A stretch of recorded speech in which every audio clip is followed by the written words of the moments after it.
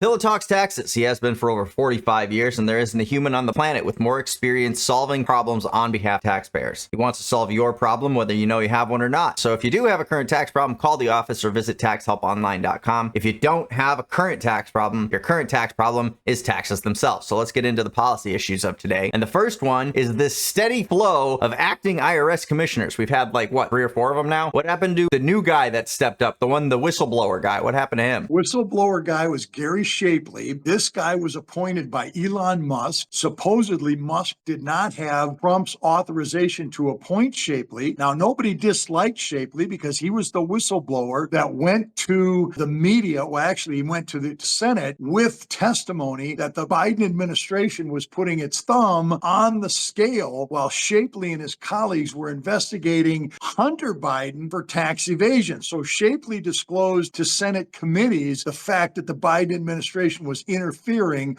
with the investigation of Joe Biden's son in the tax evasion era, or tax evasion area, I should say. So Shapley was appointed by Musk. Trump steps up and says, wait a minute, I never authorized the hiring of Gary Shapley. So they removed Gary Shapley and they installed now understand that this is just an acting commissioner because Trump's nominee for commissioner, which is Billy Long, former U.S. Congressman Billy Long from Missouri, has not been approved by the Senate yet. He's not been confirmed by the Senate. As a matter of fact, the Senate hasn't even had any confirmation hearings over Billy Long, right? So this is still up there in the speculation department as to whether he's going to be confirmed or not. But the guy that we have now is a guy named Michael Falkender. Now, Falkender does have the blessing of both Trump and Treasury Secretary Scott Bessent. Both of them, in fact, Bessent is the one that tapped Falkender to be the acting IRS commissioner. Falkender is a Treasury Deputy Secretary. So he comes from the inside, right? He's been in between Treasury and the IRS. He's been working for the government for 40 years. So he's an insider. So he's got the confidence of the inside people to step up and manage an agency that has the size and scope of the IRS. So where we are now, Josh, just to summarize this is now the 5th acting commissioner. I thought it was only the 3rd. No, this is the 5th acting commissioner. If you count Danny Werfel, who resigned on January the 20th, the day, or was it 21st, the day that President Trump was inaugurated, that was the day that Werfel stepped down. Now, Werfel was Biden's appointee to the office of Commissioner of IRS, and Trump made it clear after he was elected that he wanted his own guy, and Werfel said, okay, fine, you're entitled to your own guy. So he announced that he would be stepping down effective January 20th, the day that Trump was inaugurated. So that's what happened with Werfel. Werfel also was an insider. He'd been with the IRS for many, many years, 20 or 25 years. He also had some private sector jobs. So he brought some experience to the IRS that was both inside the IRS and outside the IRS, managing large organizations. So that is the claim to fame that Falkender has now, is management experience with a large organization. And there is no government agency that's larger than the Internal Revenue Service. It's the largest police force in the world, most certainly the largest police force in the United States, the largest in the world. We've got a personnel staff, even with the layoffs, we're still talking about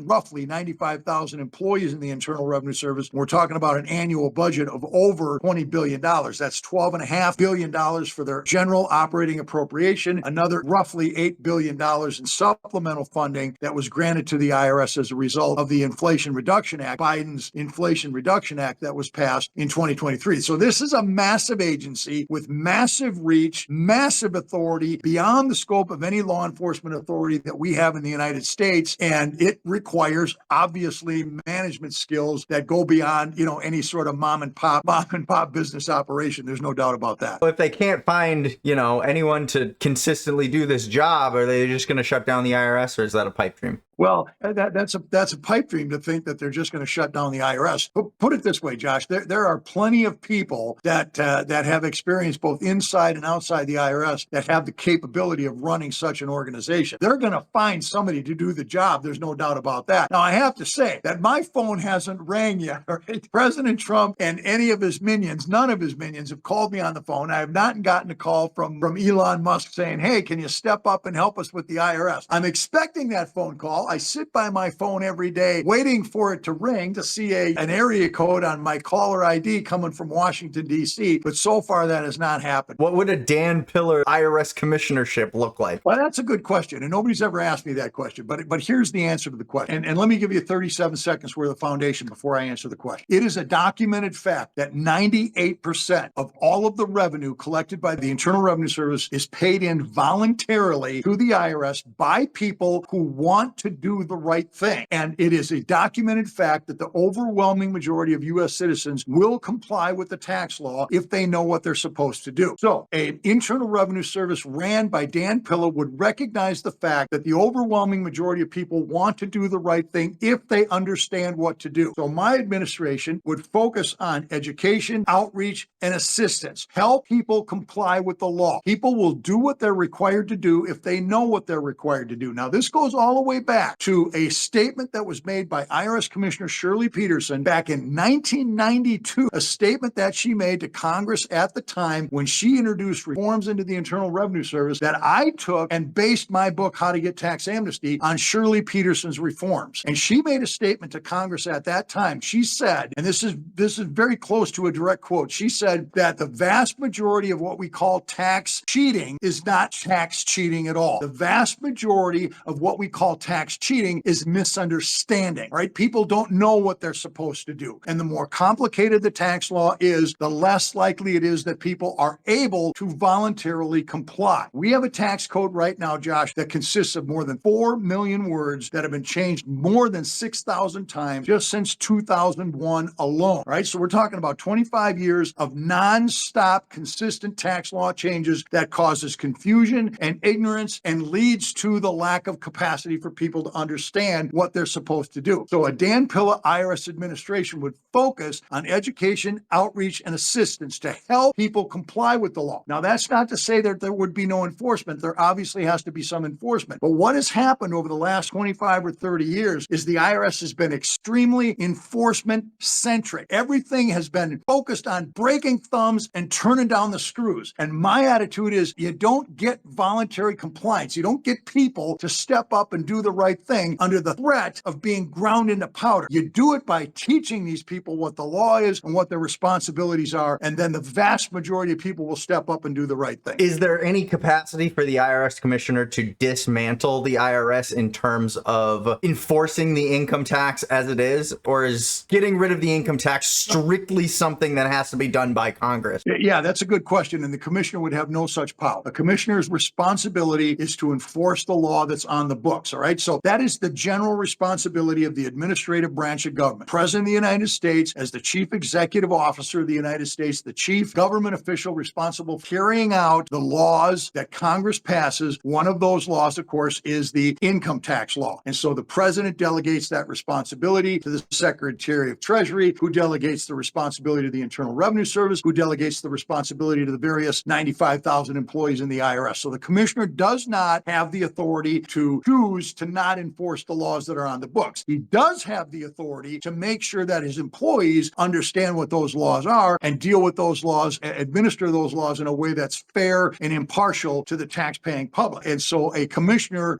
would, in my opinion, have well, let me just say it this way. My focus would be then the education, outreach, and assistance aspects of complying with the law, as opposed to, the draconian attitude of grinding people into powder when they don't comply. That said, the commissioner does have the authority, and I would argue responsibility, to testify to Congress openly and honestly about what this endless stream of tax law changes does to the American people and does to their capacity to comply. Now, I'll say something else, Josh, and this is going to come as a shock to most people. In 1998, when Congress passed the IRS Restructuring and Reform Act, one of the provisions that they added to the law was a responsibility for the Commissioner of Internal Revenue Service to report to Congress on an annual basis, to provide to Congress a report on the complexities of the tax code and how those complexities affect the willingness of citizens to comply with the law, right? It's the complexity study. And so the Commissioner of IRS was responsible, Josh, to tell Congress Congress exactly what their tax law changes are doing and how those tax law changes are negatively impacting the public. Since 1998, all right, we're talking, this is what, 25 years ago. Since 1998, there have only been 2 reports by the Commissioner of Internal Revenue to Congress on the complexity of the tax code. So the very first thing I would do as Commissioner of IRS is do a comprehensive study of the complexity issue and take my responsibility very seriously to go to Congress and say, here's what you people are doing to the tax code and the capacity of American citizens to voluntarily comply with the law. You have to stop this. We have to stop the annual ritual of mountains of tax law changes that affect the IRS's capacity to administer the law and the capacity of citizens to obey the law. Essentially, being in a position of power in the IRS may look like a position of the bad guy, but from there you have the most power to actually influence Congress to maybe do some good. There's no doubt about it. A commissioner that's honestly interested in helping the taxpayer and easing the burdens on citizens has a bit of a bully pulpit, right? It's obviously he's got no physical authority to force Congress to do anything. He can't use the courts and he can't use his position to force Congress, but he certainly has the capacity to speak out directly and firmly about the damage that a 4 million word tax code does to the American people from a cost standpoint and from a time standpoint. I mean, it's just a magnificent waste of time, Josh. The amount of resources that people have to spend, I'm talking about time resources now, that people have to spend in complying with the code from the standpoint of making records and keeping records and preparing tax returns and dealing with IRS notices and dealing with collection issues like wage levies, bank levies, property seizures, and tax liens. This is a massive undertaking for the American people, and it's a horrific waste of resources. A commissioner could help to shed light on this for Congress. And I'll tell you something, in the Internal Revenue Service, under the umbrella of the IRS now, the Office of the Taxpayer Advocate has done some of that, right? Over the years, she has written certain reports to Congress that have talked about the compliance burdens, but that is outside the scope of the commissioner's authority, right? So if the commissioner steps up with these complexity reports that are required by law that are not being fulfilled and talking to Congress specifically about the damage of ongoing tax law changes, I think that would be very helpful to bringing the system under control and leading us then on a path toward fundamental radical reform of the tax code. The IRS commissioner, in your mind, should be the taxpayer's greatest advocate. And in historical terms, they've really been more of a prosecutor on behalf of the government. Yeah, there's no question about it. Historically, most commissioners have looked at the IRS through the lens of enforcement. Enforce. Now, no question that tax laws need to be enforced, right? There are people out there that cheat on their taxes. There are tax criminals. That's undeniable. But as I said earlier, the overwhelming majority of people want to do the right thing. Nobody wakes up in the morning and says to themselves, how can I piss off the IRS today? I know, I'll stop filing my tax returns and stop paying my taxes. That'll teach them. People don't do that. People don't want to get sideways with the IRS. They will comply when they have the capacity to comply and know how to comply. The argument, there's a handful of those people out there who do wake up in the morning and say, let's commit tax fraud. However, as I said, I'm not naive. I've been in the business over 45 years. There are tax cheaters out there. I don't deny that. On the other hand, Trump's tax reform promises do seem to be starting to fizzle out. It seems like he started throwing darts at the wall at the end of the campaign to see what would stick, and not too many of them have, in fact, stuck. So what do we have? What are we looking at in terms of Trump tax policy? That's a good way to refer to it, as throwing darts at the wall. There was only one proposal that had economic substance to it, and that was the extension of the Tax Cuts and Jobs Act. The Tax Cuts and Jobs Act was passed by Congress in 2017, took effect in 2018. It was Trump's comprehensive tax reform bill. All of the provisions of the Tax Cuts and Jobs Act expire at the end of 2025, the end of this year. If that happens, there will be an across-the-board tax increase equal to billions of dollars on every economic element of society, all right? Not just increases on the rich, increases on everybody, and the bulk of those increases are going to be felt by the middle class. Trump campaigned on extending the Tax Cuts and Jobs Act, and interestingly, every Democrat in that campaign campaigned on allowing that Tax Cuts and Jobs Act to expire, which would have been an automatic, as I said, tax increase on virtually every single American. So that's the contrast there. That had economic substance. It's very very important to extend the Tax Cuts and Jobs Act. And that is working its way through the system slowly here. Now, the other three things, all right, no tax on wages, no tax on overtime, and no tax on Social Security, those things are starting to hit bumps. Now, I believe sincerely in the merits of not taxing Social Security. We've talked about this on this podcast in the past. We can get into that if you want to. We don't necessarily have to. But the other two things I've criticized, no tax on overtime, no tax on tips. And the reason for that is because the difficulty in administering to that and the economic distortions that they would create in the marketplace as a result of introducing those things into the tax code. Not that I'm afraid of tax cuts. I'm in favor of tax cuts everywhere and anywhere, and the deeper the cuts, the better, in my opinion. And it seems to me, if I can interject here, it seems to me that all three of those would just be a light version of repealing the income tax altogether. Like, it'd just be a taste of repealing the income tax altogether, and they might as well just do that, wrap those three things up in a bow, and repeal the income tax. Yeah, there's no question about it. There's a much easier way to lessen the burden, and it's not with these incremental changes that only cause additional problems in tax administration and complexity. And as I said, introducing the distortions in the marketplace, and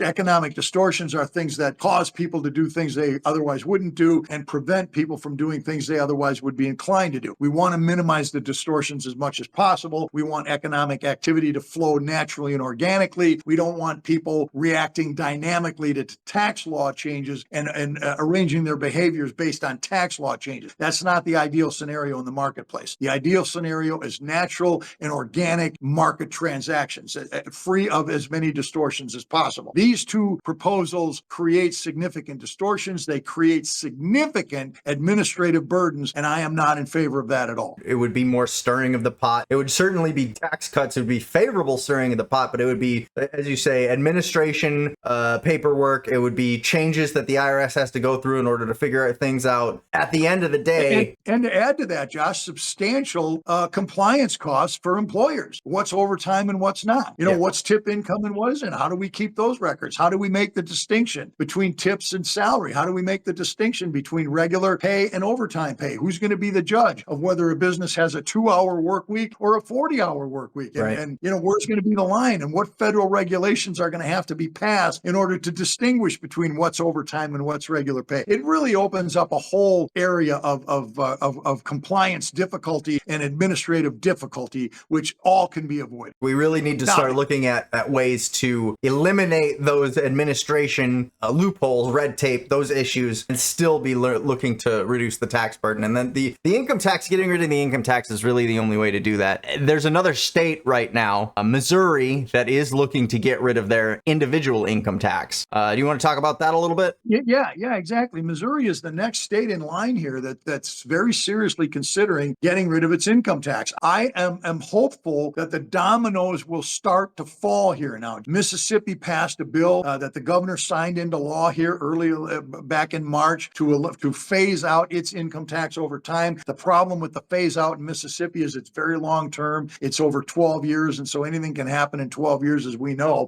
Kentucky is now getting in line, and they're talking about eliminating their income tax, and Georgia has been talking about that. There's some rumblings down there, but Missouri now has a bill that's been introduced into the Senate where they're talking about abolishing their income tax over time, both the corporate and personal income tax. Those two taxes in Missouri are responsible for just north of about 70% of their state revenue. They're talking about phasing. Actually, there's two different proposals on the table for Missouri. One of them is to turn the light switch out on the income tax starting in 2027. The other one is to phase out the income tax over time. I'm a light switch guy. I was going to ask, what do you see the difference between the two proposals, economic significance of one versus the other? Problem with the light switch is an administrative issue, all right? So how do we take this entire tax code that Missouri has or any state has, and we shut the light off on the tax code on one day and we turn the light on a different law the next day? Obviously, there is a transition requirement that needs to be worked through, and it's significant, right? It's challenging, but it can be worked through, no question about that. I say you turn the lights off, leave the lights off for a while, and then, maybe turn them back on with the other one. Yeah, well, you can't have that because obviously states need a flow of revenue to support their essential functions. There's no question about it. We can have an honest debate over what the essential functions functions of government are, but there's no doubt that reasonable people will recognize that there are essential functions of state government that need to be funded. So you can't leave the light out. There has to be a light switch turned out over here and one turned on over there. And I like that idea better. With proper planning and with sound foresight, it can be done. The thing I don't like about the phase-in, I'm not a phase-in guy. And in Mississippi, we're seeing a long-term phase-in. As I said, their income tax fully phases out. I believe it's in 2037. So we're talking about 12 years down the road. Anything can happen in government in 12 years. All right. What happens to the political philosophy of the legislature 5 years from now? What happens to the to the political philosophy and the economic philosophy of the governor 5 years from now, or 8 or 10 years from now? All right. So when you're in the middle of that phase out, it would be very easy for some opposing philosophy that happens to take power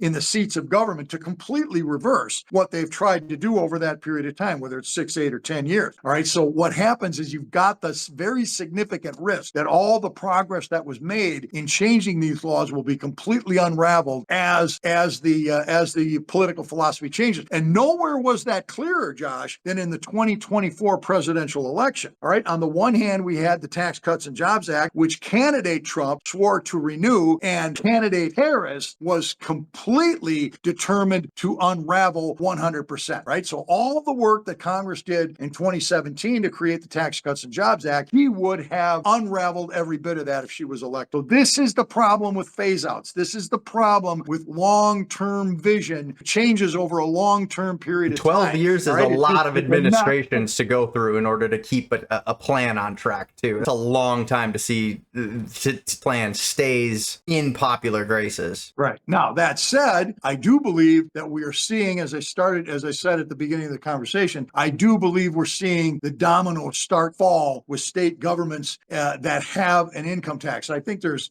what, about 42 states in the United States that have an income tax. I think there's 8 states with no income tax. And Mississippi is the latest one here, as we said. Kentucky's getting in line. Missouri's getting in line. Hopefully we'll see the dominoes start to fall as more of these states adopt resolutions to abolish their income tax. More and more states will get on board, which I believe will fuel the fire for abolishing the federal income. So I'm seeing basically two, and from different sides here, two different arguments as to why the income tax is sticking around and the sales tax is not popular. And the main one from the Democratic side, which is of course what you hear all the time, is, well, we need the money. Where are we going to get the money? We can't make up the money. And they're going to, the sales tax is an immediate tax cut and we won't be able to fund anything. And then the other side is the Republican side, especially in Missouri. They are saying something along the lines of they're worried about sales tax exemptions for special interests. Really, and it comes down to, for them, for the farmers, sales tax exemptions for their farmers, for things that they need in order to produce food on a grander scale. And so the question here really is, why are people stuck on income tax when the sales tax, even at a higher rate, would end up seeing people save more of their own money? Well, I think you put your finger right on it. The government, generally speaking, doesn't want people to have more of their money. Whole premise of a graduated income tax is a Marxist concept of using state-sponsored force to take capital away from the private sector and vest it in the hands of the state. All right, that's the whole concept of a Marxist income tax. That's undeniable. And so that's principally what we see. And we're seeing this at the federal level now with the Congress and even Republican congressmen that are starting to say, these proposals that the president has made to not tax overtime and not tax tips, well, they're going to cost us too much money, as though government is the owner of all this money. The thing I like about the Missouri proposal is, as revenue increases, all right, due to economic activity, the tax rates, including the sales tax rate under the proposal, will fall over time. Right? That is precisely the opposite of what, for example, the state of Minnesota is doing. Our home state of Minnesota, all they ever want to do is increase revenue to the state. The fact of the matter is, the state does not create prosperity. The state does not create wealth. The only thing the state can do is transfer wealth from producers to the government, or from producers through the government to non-producers. Ideally, the Marxist model is to separate wealth from the producers, invest it in the hands of the state, and never mind mind the distribution to the non-producers, right? Under Marxism, everybody is equally poor. And so that's exactly what a Marxist tax philosophy is designed to do. So what we want to do is not create ways to put more money in the hands of the government. We want to create ways to put less money in the hands of the government. Now, as I said earlier, and reasonable people will agree with this, that there are essential functions of state and local governments that need to be funded. Right. Federal government too, for that matter, that need to be funded. But the debate is, what are those essential functions? If I may interject, I think one of the main issues when people get stuck on these tax arguments, the main function of the state is to create an equal playing field, a marketplace, a safe marketplace for people to bring their wares, their services, their products to compete with each other. And the winner of the marketplace then, is the winner of the game, so to speak. This is why I maintain adamantly, and in fact, I talk about this in my 10 principles of federal tax policy, is that tax policy has to be neutral, right? We cannot have a tax system that allows government, whether they're elected officials or bureaucrats, it doesn't matter. We cannot have a system that allows government power to pick winners and losers in the marketplace. The marketplace of ideas is where we pick winners and losers, all right? Consumers decide what they want to spend their money on or not. And when consumers make a choice to spend their money over here and not over there, then this idea over here fails and that idea flourishes. And that is what the free market is all about. Right. The function of government is to, just as you said, is to provide a safe environment where people can voluntarily buy and sell without the risk of fraud or force involved in those transactions, and to put people on equal footing in the law, not equal footing in terms of results, but equal footing in terms of starting point, right? In terms of bringing their ideas to the marketplace. And then the market decides which idea succeeds and which ones fail. When you implement an income tax, or the income tax that has been implemented in our society for the last 120 or so years, however long it's been, 105 years, whatever it's been, it seems like it gives the government this idea that not only do they create a safe place for the marketplace, but they do, as you just say, they get to pick who wins, they get to pick who loses, and by that logic, they then decide that they own all the money because they're the ones giving it out. And there's no better example of that, Josh, than the Inflation Reduction Act, which is a complete misnomer because that law didn't have anything to do with reducing inflation. That was Biden's tax law that was passed in 2023 that gave $80 billion in additional supplemental funding to the IRS and authorized the hiring of 87,000 additional IRS employees over 10 years. That law very specifically, Josh, was loaded up with tax credits for electric vehicles and repealed significant tax credits for the production of fossil fuel. All right. So it was a complete shift in federal legislative philosophy, federal economic philosophy that suggested that we should no longer be using fossil fuels. So we want to penalize producers of fossil fuels. And instead, we should be using electricity more and more, quote unquote, clean energy more and more. And so therefore, we're going to provide incentives for clean energy production. All right. That is classic example of how the government picks winners and losers in the marketplace. And that should never happen. All right. The marketplace should be the arbiter of what's a good idea and what's not a good idea, not either elected representatives or unelected bureaucrats. There's no way they should have that power. Well, I couldn't really agree more. And I think that's all we got for this week. So thank you for watching, taxpayers. And remember, there's no such thing as a hopeless tax case. And if you think yours is the exception, call the office or visit our website. If you get a hold of Dan here, he can help you see the daylight. And Dan, tell them where else they can follow along with your taxpayers' rights crusade. Yeah, follow me at Pillow Talks Taxes. I'm on TikTok. I'm on Truth Social, right here on YouTube, all of the social media sites. Check me out, Pillow Talks Taxes. You've got a tax problem, go to TaxHelpOnline.com. Buy any book off my website at any price point. Get a free consultation directly and personally with me. TaxHelpOnline.com. Don't forget to share the videos with your local and federal representatives and smash that subscribe button if you haven't already.